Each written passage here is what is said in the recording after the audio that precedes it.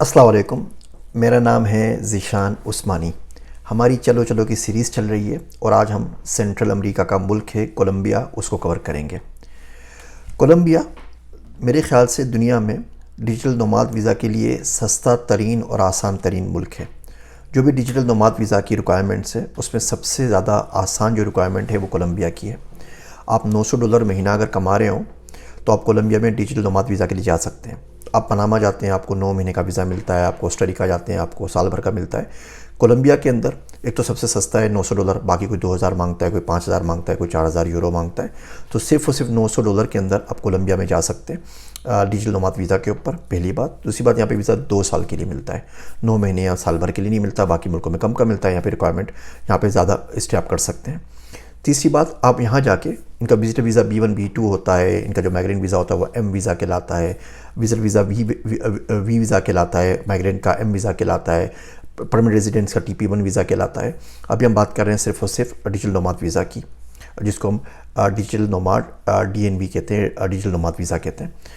$900 आप कमाते हो, आपके पास पासपोर्ट हो, पासपोर्ट की तस्वीरें हो, आपने हेल्थ इंश्योरेंस G1G.com से कहीं से भी आप ऑनलाइन हेल्थ इंश्योरेंस ले सकते हैं। आप वहाँ पे जा सकते हैं बेसिक रिक्वायरमेंट से। सिंपल लिंक मैं आपको दे रहा हूँ, आपने इस लिंक के ऊपर जाना है। 170 से $250 फीस है, डिपेंड करता है आप अकेले फॉर्म भर रहे हैं या फैमिली के साथ भर रहे हैं। 10 दिन के अंदर वीज़ा आपके पास इलेक्ट्रॉनिकली आपके हाथ में आ जाता है। पाकिस्तान में एम्बेसी भी मौजूद है, लेकिन आपको कुछ नहीं करना, आपने सिंपल दिए गए लिंक के ऊपर जाना है और वीज़ा अप्लाई कर देना है।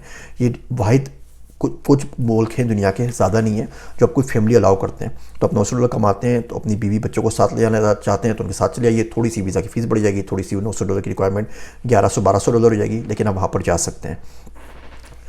कोलंबिया कोई इतना अच्छा मुल्क नहीं था, बहुत ज़्यादा वहाँ पे रिवॉर्ड्स होते थे, बहुत ज़्यादा हालात ख़राब थे। अगर आपने वो नार्कोस की जो सीरीज़ चल रही है वो देखी हो, पाब्लो एस्कोबार का अपना नाम सुना हो, मेडिजिन का था वो, तो 1980 तक हालात बहुत बुरे थे।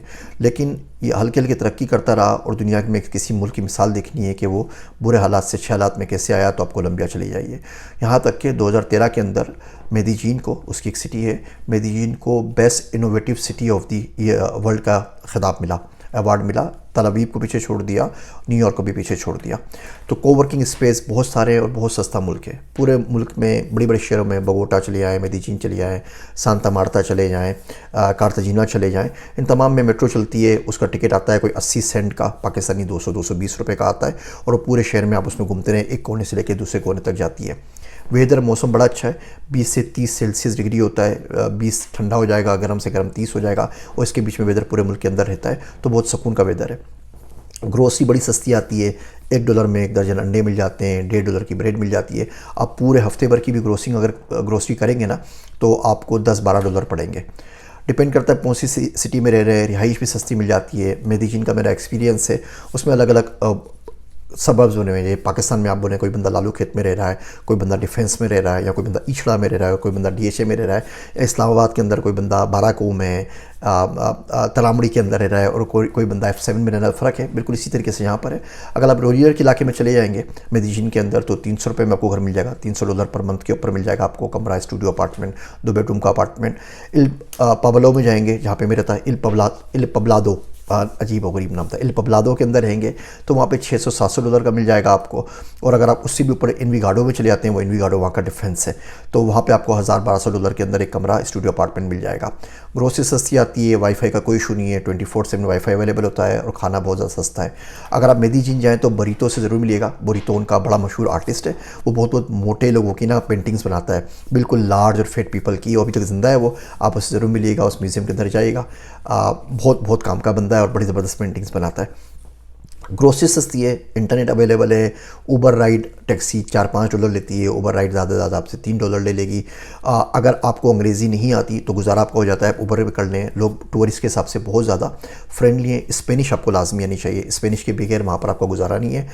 इंग्लिश कर सकते हैं, लेकिन स्पेनिश करेंगे तो आप बहुत थ्राइव कर सकते हैं सोसाइटी के अंदर। पूरा मुल्क इंग्लिश सीखना चाहता है, क्योंकि ये सेंट्रल अमेरिका है तो ईस्टर्न टाइम जोन के अंदर है।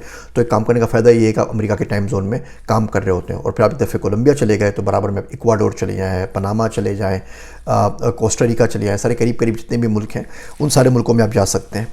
51 मिलियन की पॉपुलेशन है, जिसमें सिर्फ 85,000 मुसलमान हैं। पाकिस्तान जो बेस्ट आखिरी सेंसस के हिसाब से टोटल 30 पाकिस्तानी रहते हैं पूरे मुल्क के अंदर। जो ग्रुप्स वगैरह बने हुए हैं उसमें भी 700-800 से पूरे मुल्क में पाकिस्तानी नहीं है, तो आप चले जाइए। अच्छा, फिर फ़ायदा वहाँ पे ये है कि वहाँ पे आप एम वीज़ा में कन्वर्ट करके 5 साल में रेजिडेंसी ले सकते हैं। तो आप नोमाद वीज़ा पे चले जाएँ। बाकी तमाम दुनिया के जो मुल्क हैं वो नोमाद वीज़ा पे आप जिसके लिए काम करें एम्प्लॉयर उसी के लिए अलाउ करता है। कोलंबिया वाले क्या करते हैं, नोमाद वीज़ा पे आके वहाँ पे स्टार्टअप के लिए अप्लाई कर सकते हैं। तो स्टार्टअप में अप्लाई करें, अपने वीज़े को कन्वर्ट करवा के एम वीज़ा में करवा लें और 5 साल में वहाँ की रेजिडेंसी ले लें, पासपोर्ट ले लें, तो ज़ाहिर बात है फिर अमेरिका का भी आपका फ्री ट्रेवल हो सकता है बगैर वीज़ा के, कनाडा भी हो सकता है, और पूरा सेंट्रल और साउथ अमेरिका तो है ही। तो मुल्कों के अंदर रहने के लिए शहर में बगोता है आपके पास, मेडिजीन है जो मेरा फेवरेट है, सांता मार्ता है, आप जो बड़े बड़े बड़े मशहूर शहर हैं। तो इन शहरों के अंदर आप बहुत आराम से रह सकते हैं। क्राइम रेट है थोड़ा सा, रात में ना निकलें, लेकिन थोड़ा सा आप ख्याल रखेंगे, जितना ख्याल हम सेंस पाकिस्तान में रखते हैं उतना ही वहाँ रखें तो वहाँ पर भी काम हो जाएगा। यहाँ पे एक नई चीज़ जो मैंने देखी वो था हॉर्स राइडिंग बार्स। तो अब बार्स के अंदर शाम में अगर चले, नाइट लाइफ में अब ज़रा बात है, आप मुसलमान हैं, शराब आप तो नहीं पिएंगे, लेकिन वहाँ पे वो डांस करने वाले ना, वो जैसे दुल्दुल हमारे पास होती है, घोड़े होते हैं, तो 10 रुपये की उसकी राइड मिलती है, आप पूरे के पूरे बार में उसका चक्कर लगाते रहिए और वो बहुत ही ज़्यादा इंटरेस्टिंग होती है, उसमें आप बहुत ज़्यादा फन करते हैं। तो डिजिटल नोमाद वीज़ा के लिए कोलंबिया बहुत अच्छा मुल्क है। देखिए, दुनिया का कोई मुल्क आपको वीज़ा दे नहीं रहा भाई साहब, ठीक है, पाकिस्तान का वर्स्ट पासपोर्ट दुनिया के अंदर।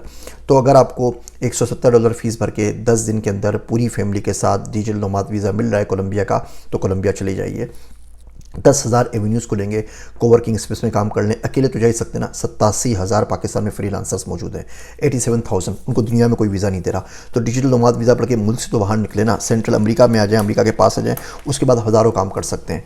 वहाँ ढाबा तरह के रेस्टोरेंट बने हुए होते हैं, शाम को $3-4 में बहुत आराम से अच्छा खाना खाते हैं। जैसे पठान के ढाबे होते हैं ना, उनमें जगह जगह ढाबे बने हुए होते हैं, वहाँ पर आराम से खाना खा सकते हैं। वहाँ आप शादी कर सकते हैं, वहाँ पे आप घर ले सकते हैं, वहाँ पे कारोबार कर सकते हैं। और अगर आप स्टार्टअप लॉन्च करते हैं, डिजिटल टेक्नोलॉजी कोई भी लॉन्च कर दीजिए, बड़ा इजी प्रोसेस है, तो वो आपको वीज़े को कन्वर्ट कर देंगे एम वीज़ा के अंदर। तो मुल्क से तो कम बाहर निकले ना। वहाँ देखिए बिजली नहीं जाती, वहाँ 24/7 इंटरनेट अवेलेबल है, वहाँ पे फ्लड नहीं आ रहा, वहाँ पे सियासी कोई पॉलिटिकल अनरेस्ट नहीं हुआ हुआ, और सुकून से ज़िंदगी से अपनी लाइफ गुजार सकते हैं। तो एक्सप्लोर करने के लिए जब तक मुल्क से बाहर नहीं निकलेंगे, दुनिया में बहुत सारी चीज़ें नहीं सीख पाएंगे। उम्मीद करता हूँ एक छोटे छोटे रिमाइंडर किसी ना किसी दिन आपको इस बात पे ज़रूर मजबूर कर देंगे कि आप मुल्क से बाहर निकलें, किसी और मुल्क के अंदर जाए, वहाँ पे काम करें। आप में से कोई भी अगर कोलंबिया पहुँचता है, मेरे बिल्कुल बराबर के अंदर है, तो मुझे ज़रूर बताइएगा, मैं आके आपसे मिलूँगा और वहाँ से अपनी तस्वीरें शेयर कीजिएगा।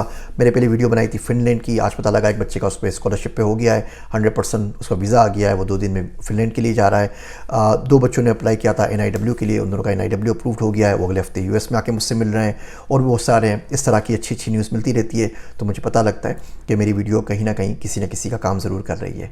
मेरे वास्ते दुआ कीजिएगा। मैं हूँ आप सबका ज़िशान उस्मानी।